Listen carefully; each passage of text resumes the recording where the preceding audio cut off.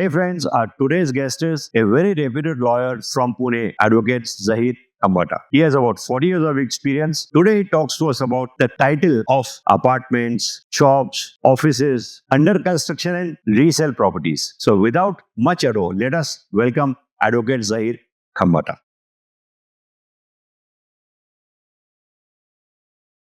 Hi there, welcome to the podcast. It's a pleasure having you back on the podcast. The last one, people liked it, and we got a lot of comments that we must cover some more topics. So today we want to cover the title on residential, commercial, and retail properties, because this is where people buy, and they must be aware that before getting into paying off any money, even the token, they should ascertain the complete title of that particular property. So, to start with, I would like to go into the under construction properties, Zaheer. Right. So there are two parts. You're talking about under construction and second sales. Second sale properties. So, first, let's cover the under construction. Okay, that's fine. Yes.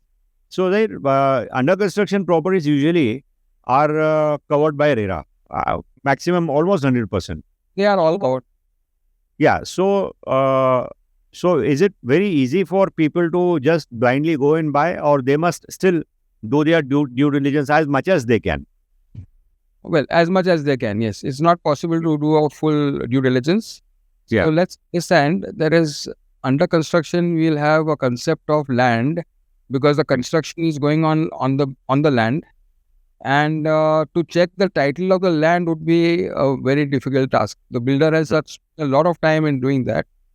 Yeah. And so normally we would say, go ahead, accept the builder's assurance on title as far as the land is concerned, but not at that level.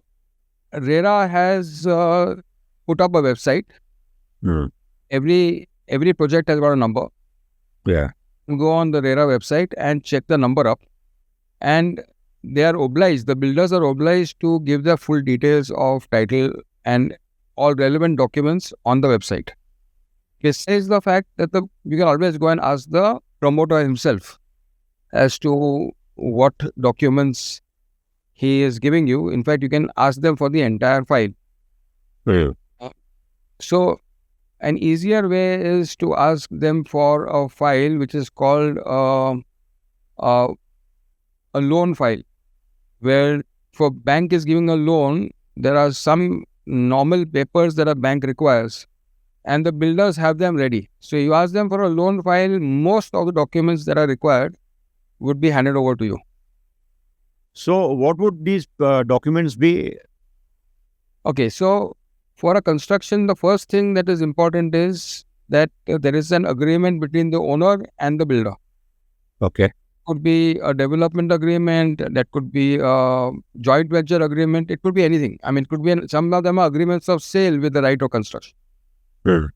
So whatever the agreement is, look at that, definitely look at that, and ensure that there are no non-compliances between the owner and the builder. If the builder was supposed to pay some money at a particular time, ensure that the money has been paid, because if the owner goes into complications, the whole project goes into complications. So that's number one. Number two, so the developer should have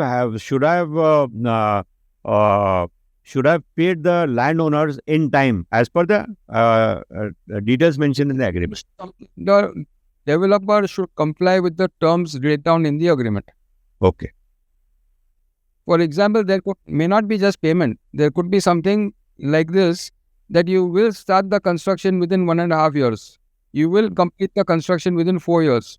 And the sharing is what is there. It may not be a cash component. So you may say there is no consideration paid, but it has taken 7 years. So it's gone beyond. Now, what are the implications? Has that gone into litigation? All sorts of other issues come up. Okay. Fair enough. Can be checked in two ways, maybe three, but two definitely. Number one, you go to the RERA website, as I said, and check it up. Over there, you'll get the information besides what the builder gives you, because the builder may give you the documents, but to be sure that there is no litigation, that would come up on the RERA website. the builder is obliged to inform you about it. But Okay. it's possible that the promoter does not do so. In which case, you can have a court search. Okay. So that is now everything is online. You can Yeah. check up names of the parties, and year after year. So if an agreement is entered into, say, in 2021, Yeah. you are not concerned with transactions before that, but 21, 22, 23, 24, and 25. Yeah. These 5 years, you can go down to the court website and just check that there are no litigation is going on in this between the builder and this particular owner during that period of time. That was one big problem because everything is on website. Yeah. Second thing is you do a index to search, which is also online. Okay. If there is a list pendants, that means litigation that has been recorded in the registrar's office, Yeah. that will pop up. So you will come to know that. So there are two things besides RERA. And in RERA, of course, you definitely check up on RERA. Yeah. So apart from the I missed out something else. Yeah. There is a title report Yeah. that's an obligation by the builder to give. Yeah. Sometimes there is only a certificate given. The certificate that is- says title is clear and marketable based on my report, and they don't give you the report. So ensure that the report is given. Sometimes the reports are given in 3 parts and 4 parts. Ask for the entire punch. Do not rely on only one part. Yeah. That covers you from a large extent on the land side. on the land side. So how do we go ahead about after once they check the title on the of the land? Then the next step is whether this project is sanctioned. What kind of sanctions have to receive? Oh, then there are 2 types of sanctions. Generally speaking, there are 2 types of sanctions. One is sanction of the layout. So there may be 5 or 6 buildings coming up over there. Yeah. And there is a sanction of that building. So you now with RERA, even advertisements become a part of the commitment by the builder. Yeah. So not only do you see their brochure, check up what is the initial thing that they've given right in the start. If there are changes, then find out what all changes have taken place over a period of time. Yeah. And whenever changes take place, you require the consent of 2/3 of the purchasers, the allottees as they are called in RERA. Yeah. To make any change, whether it's in the sanction layout or it's in the building plan. Yeah. So ensure that that is checked. Yeah. And upgradation is compulsory by the promoter. So he has to keep on upgrading. Whatever the situation is, whatever changes have taken place, he's supposed to upgrade the RERA website. And if that is not done, you'll come to know the date when it's done. You can always check up why is it not done later on. So ask him if there is anything further, if nothing else. Yeah. Okay. So once they check out the title of the land and they check out the sanction plan, these 2 things give them a fair assertions that everything is in place. That is right. Okay. And then they can go ahead and talk it further because then the developer has already committed in RERA the possession date and other things. Correct. It's compulsory in RERA. It is also, Yeah. it has always been compulsory, in fact. Yeah. That possession is compulsory. And if there's a delay, there are consequences on the delay. That is laid down it. Fair. So this is about the under construction. Now, there are certain percentage, maybe 20-30% of resale transactions also happen in the whole bunch. So this is little complicated because there is no RERA to this. So how does a person verify this title? Because it doesn't come from a developer. It comes from some individual. Correct. So if you can just let our viewers know about this. Resale also, RERA could be applicable because there could be under construction resale. Yeah. It's not necessarily that everything that you buy in resale is a ready to occupy property. Correct. There could be an investor. There could be someone who's dead and his family wants to sell off the property. There could be someone who just decided to go and made some more money or lost some money and wants to back out. There are many, many reasons why a person may sell. Correct. And construction also, in which case you are only stepping into the shoes of the purchaser, of the original purchaser. And therefore, the same provisions apply and more. Sure. Now, let's go into the more part of it, because the more part of it would be applicable to any second sale. Yeah. Kishen, to put it clearly, there are two major aspects. There are many, of course, there are dozens of them, but two major aspects when it comes to buying any property. Yeah. And we are restricting ourselves to constructed or under construction property to the extent of flats, shops, offices. We are not going into other details, so I'm not getting into other details. Yeah. Now, when the two important things are, one is that the buyer is a person who is entitled to sell it to you. Yeah. And the property that you are buying is properly described. Yeah. And in both places, there are lots and lots of mistakes. So let's get into the first part. The buyer who's selling is entitled to sell to you. The seller who's selling. The seller who is selling. I'm talking about the first buyer. So, okay, the seller who is selling to you is entitled to sell to you. Yeah. Now, let's take a simple example. That Mr. A purchased the property from a builder. He has paid the full consideration. He has taken possession. The completion certificate is obtained, and bonds between the builder and him are completely sorted out. Yeah. Okay. Yeah. Now A is selling it to you. Yeah.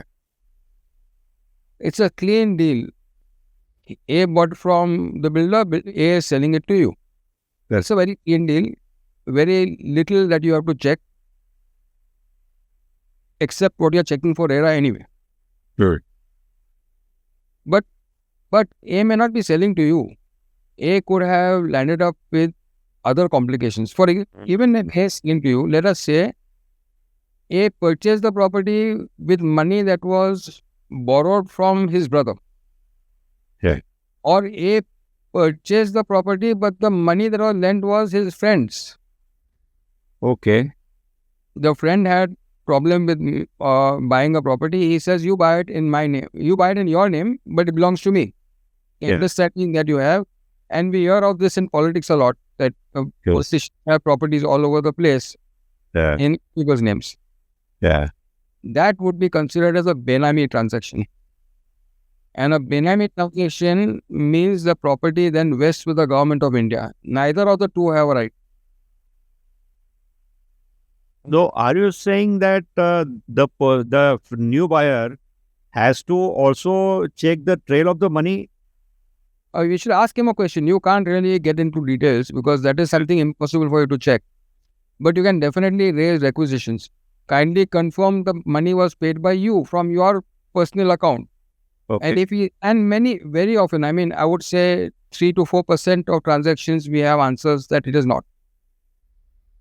Right. So, couple of transactions a year we come across which say it was not paid by me, it was paid by so and so. That's okay.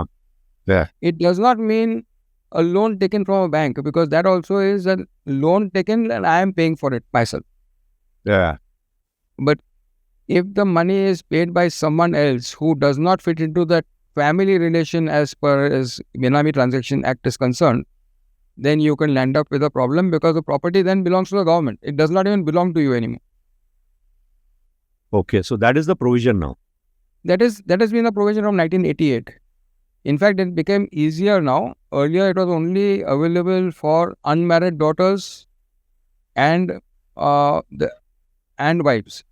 Now it is open to families. So now child, whichever it is considered the same. Boys and girls are not distinguished. Okay, it's easier now. Okay. But that's not the point. The situation is that has to be seen. Number one. Okay. Number two. That is just the Minami transaction. Second transaction is that the person has died. Sure. and his family members are selling the property to you. Yeah. Buyer. Now, how do you know that the family members are the rightful heirs to that property is required to be checked. Yeah. For that, India is quite unique that there are different laws for different communities. Okay. So you will have to check up who died, what is the law applicable to that person, find out if he left a will or did not leave a will. If there is a will, whether the will was registered, whether the probate has been obtained, whether there is a contest to that will, you'll have to go into some small details on that. But luckily for you, will becomes very easy. Okay. If it's not a will, then you have to find out who the legal heirs are. Now, normally we consider legal heirs as the spouse and the children. Yeah. That is not the case. Under the law, under Hindu law, as we consider as the major part, a mother also gets a right. So when a person dies, his mother also has a right in the person's property. Now, if the sale takes place by the wife and children, and the mother raises an objection, then you land up with a title defect. Okay. The third issue that comes up is if a child is a minor, then we have to be careful about him selling the property to you. He may not have the right to sell because he is not competent to contract. Then the only guardian the person has is the father, not the mother. Okay. And mother sign on behalf of the child. And if it is sold, a court permission is required. Permission from the district court is required for a minor's share to be sold so that their protection is taking place. Mm-hmm. It's very commonly not done. So you have to look at these aspects. And in this particular case, if a minor's property is sold and court gives permission, whose bank account does the money go? The proceeds go?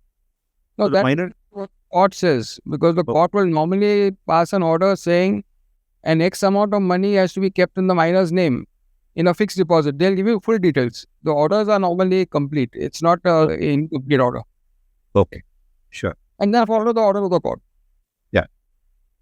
If there is a person who died and did not leave a will, then by virtue of a new amendment to the Societies Act, which came into effect in 1999, succession certificate is a compulsion. Now you can't just go and say, he died, here is the heir. You have to actually get a succession certificate.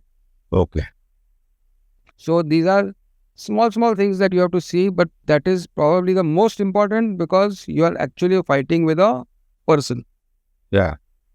If it belongs to an HUF, a Hindu undivided family, then the necessity has to be seen whether the Karta who is selling the property had the right to sell.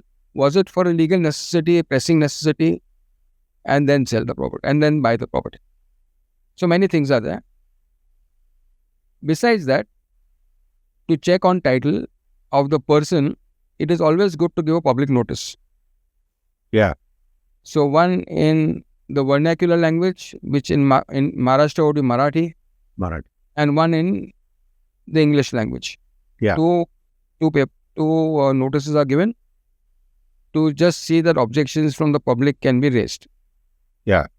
So that more or less covers what the issue would be as far as a person is concerned. The whole trail of documents. So Mr. A purchased it from the builder, Mr. A then sold it to Mr. B, Mr. B sold it to Mr. C sold it to Mr. D. We have to check the entire trail of documents. One of them is not stamped, one of them is not registered. Then you have to get that sorted out so that the entire trail becomes legal and proper. Understand. So this is what one has to look into the second sale transactions. Apart from this, the title and other things, maybe the property is part of a society. So he should also approach the society for some NOC or maintenance or taxes that the Yes, so corporation. it is only as far as this is not the only thing. There are many things you to check. The most important, as I said, were two things. One was that the ownership is right. Yeah. And the second one is that the property is properly described. Yeah. You're buying flat number 101 along with a car parking space on the in the stills. Yeah. And it's written down as flat number 102. And it's unfortunately not uncommon. Mistakes like this happen. The area is 1,300 square feet and it's written as 1,300 square feet but carpet area, or it's written as built up area instead of carpet area, and then everything changes. Yeah. So you have to be clear that the carpet area, the built up area, the location of the floor, the number of the floor, everything is properly described. That is number one. Yeah. Besides that, you have car parking spaces. So the car parking is properly described. Sometimes it's just missed out because why should I pay stamp duty on a car park is a very common feature. So ensure that it's recorded because that is your Bible under which you are buying the property. Okay, these are the most important two things. Now we'll go to other aspects. If you are taking possession of a property, the completion certificate should be there. So it's called an occupation certificate in Pune. It's a completion certificate in Bombay. So different words for different cities, but meaning is the same thing. Without occupation certificate, you are not allowed to occupy the property. So ask for the occupation certificate. Ensure your flat number is mentioned in the occupation certificate because you get part occupation. So first to seventh floor is occupied and you're buying the 8th floor. And you are happy to see an occupation certificate. Ensure that your flat is mentioned in that. If there is no occupation certificate and you are buying under construction from a second purchaser, ask for a commencement certificate. True. In fact, ask for both. Always good to have a full file. Then there is a NA, non-agricultural assessment order. Ensure that the taxes are paid till date. Normally, builders, once they get the NA, they do not pay taxes forever. And then you'll end up with a burden on yourself. So in this case, what happens if the taxes are not paid? Then who pays the taxes? Well, then you can sue the person who you bought it from, or you pay it yourself. The amounts are so small that you can't afford to file a suit. You then end up with an additional burden. Best thing is check it. Be sure and buy it yourself.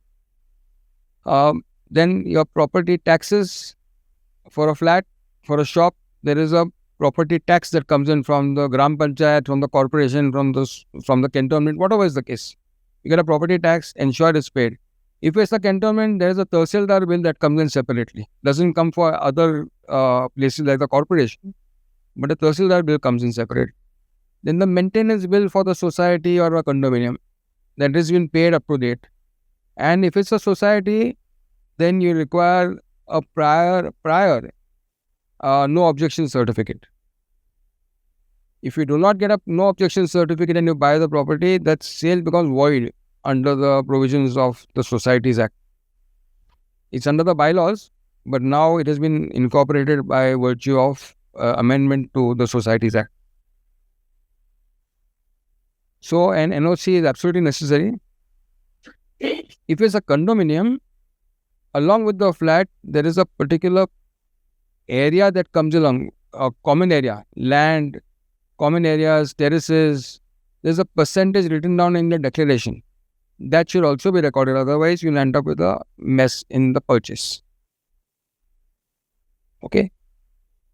Besides that, there is another provision under the Income Tax Act, under Section 281.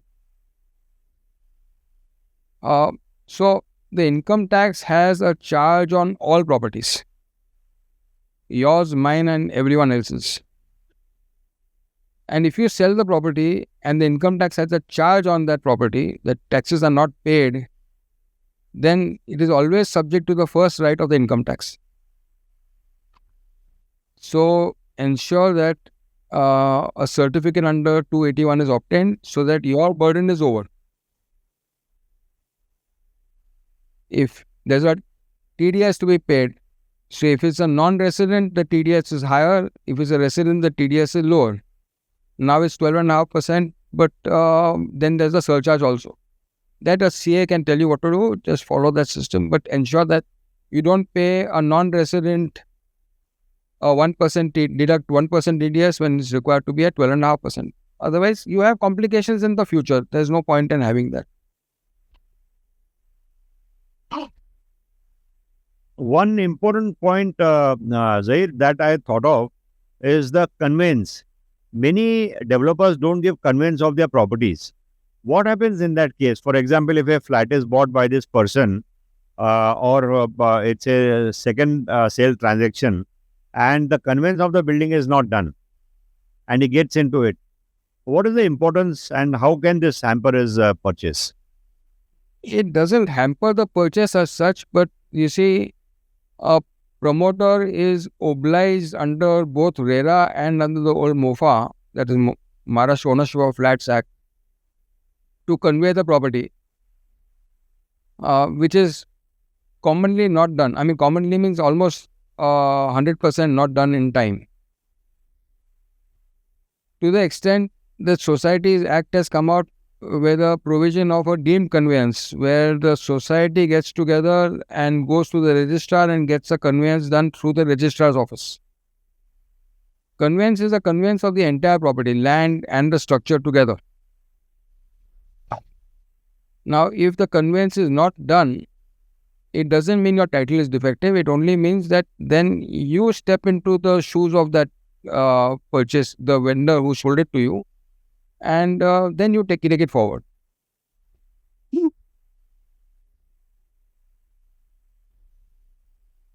Zaheer, here, if you could just harp on the importance of conveyance. Why is a conveyance required? Well, how does that help? Because the land otherwise continues to belong to the original owner of the land. The structure is constructed by the promoter. He is obliged to transfer the structure to you. He is only entered an agreement to sell it to you. He is constructed it on his own, in his own capacity. And technically, therefore, the structure belongs to the builder, even though he has very minimal rights. The land and the structure, if it is not sold to the society, and we are talking of society just now, the land and structure, if it is not sold to the society, then the problem that comes up is that, one second, this off.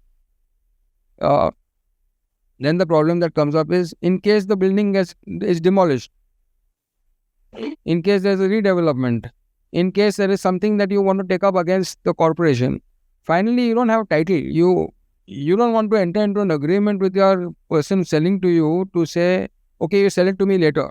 I am just taking possession today. If that is the case, why would you keep this part of it pending? The entire society, land and everything pending. We know of developers who, after sales have taken place, after everyone is occupied but conveyance is not done, they have come inside the society complex after possession handed over, marking out locations and saying, I am selling this car park, claiming that they are entitled to do that because the conveyance is not done, even though the default is theirs. In any case, why would you take something which is incomplete? You must necessarily, and the law itself requires you to take conveyance. That's a very moot topic. You must, in fact, insist on a conveyance. Yeah. So very nicely explained, right? This is very important for people to understand, because first-time home buyers don't know what kind of challenges they're going to face, especially in the resale properties.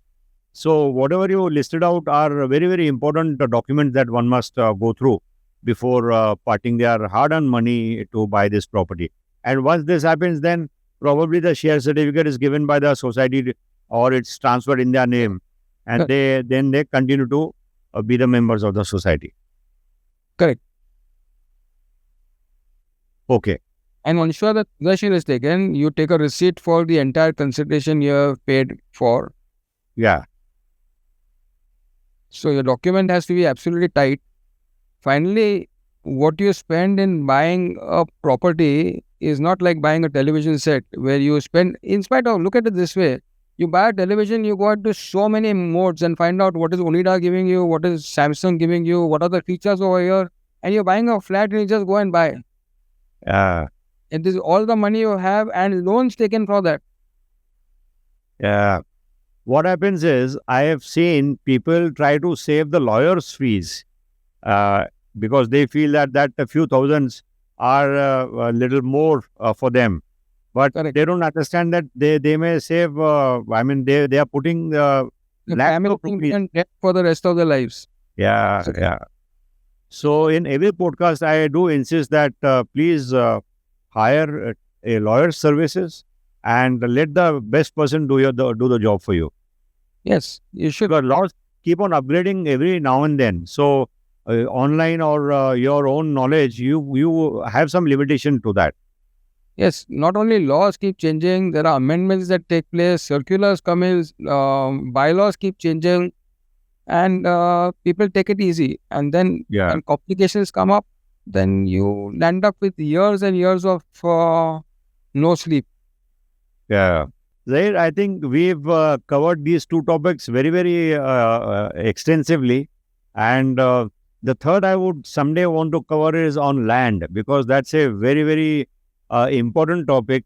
The more problems or the more people are trapped into land dealings and they lose their money. That's the reason many people are scared in investing in plots or lands. So this is one thing that we must someday. And you may require more than one podcast. It's I'm sure. epic, Yeah. and it goes into various connotations, and every aspect is different: industrial, agricultural, forest, residential, cantonment, corporation, gram panchayat. Everything changes. So it's a very large topic. So maybe soon we will come back to you for that also. That's fine. Sure. Thank you so much, Zaheer, for enlightening our viewers on this particular topic.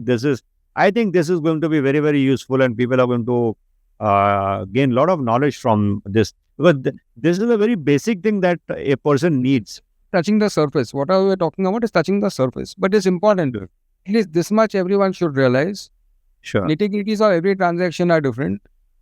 Every file is looked at differently because every file is different. But at least these are the basics that you require to see. Yeah. And always, Kishen, always ask requisitions. Put it on record. Ask for the questions that you have. Get them to give answers. If there are any mortgages, ensure that the mortgages have been paid off. Don't want to buy something with a hanging mortgage on your head. Sir, one thing comes to my mind about this original documentation. When banks mortgage the property and give the loan, so they want this original document to be kept with them. So how safe and good that is? Well, it is extremely safe. Banks keep it in a locker. And they give you a receipt for whatever is there. There has been one case I've been practicing on real estate for 40 years. There's been one case where the bank locker had a fire. And everything was destroyed in the locker, which could happen to your house and my house. It's not a big deal, but it happened to be in a bank. And then they gave certificates to say that this original was lying with us, this has been lost, and this has been burned, which is accepted by everyone. Okay. Now that you talk on that topic, there are also times when property documents get destroyed. They are lost. Yeah. Or originals are not available. Correct. The bottom line is ask for the original, because an original could be given to a person for taking a loan. Yeah. Not necessarily a bank. Banks normally ensure that you sign documents, but it could be also because the law allows you to do that. An original could be given to a third party to say, okay, we are entering into this agreement. Here is my security. Yeah. The original could be given while taking someone going on bail. Okay. Security created for a document. Okay. It could genuinely be lost. Yeah. So we must raise that and find out. And secondly, sometimes, very often, Kishan, you will realize that originals are still lying in the registration office. Yeah. In the photos ingo. Older ones, the photos in press. And when you realize that the document is not there, and he says, I've never lost it, I've kept all my documents properly, then you trace it back and you find that it's available and you can get the original back from the photos in press. Even the owner doesn't know it. Because once you buy a property, you don't bother about it. It goes in your document, forget about it. Yeah. Original is readiness. Yeah. So this is very important. So original does have a lot of value, and a person must insist that the original document should be taken. Absolutely. Because if the original is not there, you should start doubting something is wrong, or then take whatever indemnity is. Is there a police complaint filed? If the original is misplaced, have you filed a complaint? Yeah. Can you give me indemnity bond in case there's something goes wrong? If the original is found somewhere else, you will be responsible for it. Something beyond just taking it for granted. Absolutely. Very correct, Zaheer. Very valid point. Thank you very much for all this information, Zaheer. We'll definitely have you once more and share your views on some other subject, maybe land or something else that we... And hope is useful to everyone, especially because the full family is money and more than sometimes much more than that. Yeah, absolutely. Emotions also. Property. Yeah, you get emotionally attached also, you are right. Yeah. Thank you, Zaheer. See you back again. Thanks. Bye-bye. Bye. Thanks for staying with us till the end of this podcast. I'm sure you liked it. You found it useful. Please share it with others who may need this. And in the comment section, let us know what other topics of real estate you want us to cover so that we can invite the guests accordingly. And if you're new to the channel, subscribe to it immediately. See you again with the next one. Till then, goodbye.